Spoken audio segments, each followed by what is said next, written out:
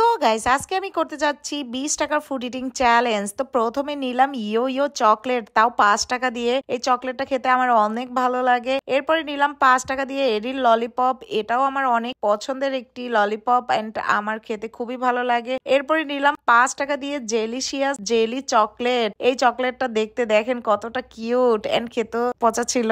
এরপর আমি 3 টাকা দিয়ে নিলাম অ্যালপেনলিবে চকলেট। সো গাইস অবশ্যই কমেন্ট করবেন আমার কয় টাকা খরচ হলো, এরপর কি চ্যালেঞ্জ দেখতে চান সেটাও কমেন্ট করে জানাবেন and subscribe me. Bye by.